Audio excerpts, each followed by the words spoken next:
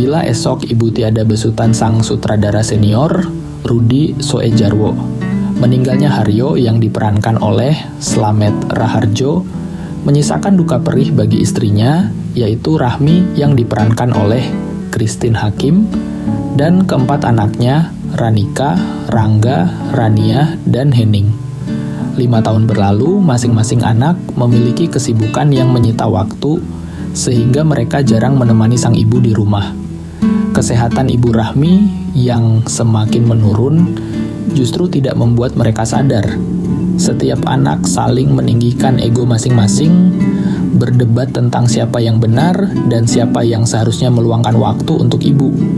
Hingga waktunya tiba, mereka harus merasakan kehilangan. Bila esok ibu tiada tidak sekadar memberikan adegan-adegan mengandung tangisan saja, namun juga menyajikan narasi yang menyentuh tentang sosok seorang ibu yang kesepian di tengah kesibukan keempat anak-anaknya. Rudi Soedjarwo selaku sutradara berhasil menampilkan adegan penuh emosional lewat plot yang mengalun dengan tempo perlahan. Pada awal cerita film, kita akan diperlihatkan sebuah kisah keluarga yang sangat harmoni, hangat dan penuh dengan canda tawa, hingga pada akhirnya sang ayah meninggal dunia dan meninggalkan sang ibu serta keempat anaknya. Bagian cerita tentang kepergian sang ayah tidak disajikan dengan mendetail.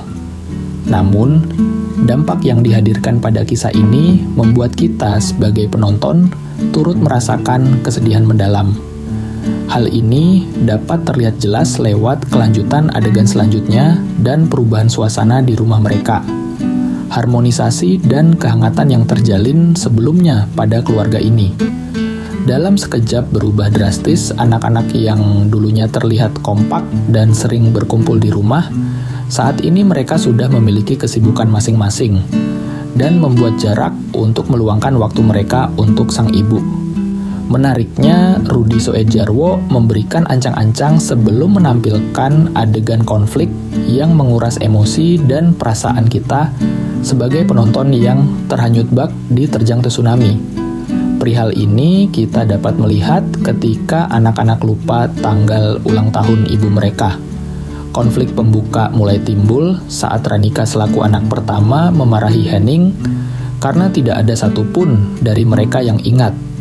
Eskalasi mulai meningkat saat Ranika sebagai anak tertua mulai menyinggung adiknya, Rangga yang selalu tidak mempunyai waktu untuk ibu, dan lebih memilih mengerjakan proyek musiknya di rumah. Ranika tak lupa menyinggung dua adiknya yang lain, Rania dan Henning, yang hampir saja memicu keributan dan harus ditenangkan sang ibu. Secara teknis, bila esok ibu tiada cukup baik, ada sedikit miss soal pengambilan gambar, tapi tidak terlalu krusial dan minor saja. Penempatan scoringnya juga tepat untuk film ini dan tidak terlalu overpowering, jadi kita masih bisa mendengar percakapan mereka. Perpaduan akting para pemain yang cemerlang. Memang tidak perlu diragukan lagi setelah sekian lama akhirnya artis senior Christine Hakim dan Slamet Raharjo tampil penuh sentimental dengan genre film drama. Meski durasinya sedikit, namun adegan yang disajikan sangat memberikan memori yang melekat. Selain itu, penampilan Adinia Wirasti sebagai anak pertama pun tampil sangat menjiwai perannya. Dinamika emosi yang disajikan melekat erat dalam karakter Ranika. Bagaimana sosok Ranika yang otoriter ikut terasa di bangku penonton. Amanda Manopo tampil mengesankan. Dia berhasil menghidupkan karakter Rania dengan apik, mengantarkan perasaan simpati yang kuat sehingga penonton ikut merasa kasihan dengan keadaannya. Di lain sisi, Yasmin Naper sebagai anak bungsu bernama Henning juga sukses memerankan karakter tersebut dengan baik. Bagaimana seorang anak terakhir yang selalu diandalkan kakak-kakaknya, namun juga sering disalahkan. Tak ketinggalan, Fedi Nuril sebagai Rangga juga berhasil memberikan penampilan yang bagus tentang bagaimana sosok anak kedua laki-laki yang sering dikomentari oleh kakak perempuannya. Karakter yang bergelut dengan pemikiran bahwa impiannya bukan jalan yang tepat menuju kesuksesan. Dengan kombinasi pemain yang hebat, tentu saja Bila Esok Ibu Tiada menjadi tontonan yang sangat emosional. Bukan hanya mengandung bawang, namun ada beberapa adegan yang ikut membuat penonton merasa marah kepada karakter dalam film. Kesimpulan, Bila Esok Ibu Tiada berhasil menawarkan tontonan menyentuh tentang sebuah keluarga yang beranggotakan ibu dan 4 orang anak.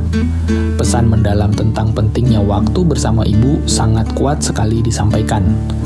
Film ini bisa menjadi pembelajaran bagi kita agar tidak menyia-nyiakan orang tua sendiri. Sesibuk apapun, kita harus bisa meluangkan waktu bagi mereka. Bila Esok Ibu Tiada menjadi sebuah surat untuk anak-anak di luar sana agar bisa lebih sering memperhatikan ibu mereka, menjaga yang masih ada, dan memberikan cinta kasih yang melimpah. Dan untuk yang sudah tidak punya ibu, film ini bisa menjadi surat untuk mereka agar bisa lebih akur lagi dengan saudara kandung, menjaga dan mengasihi satu sama lain.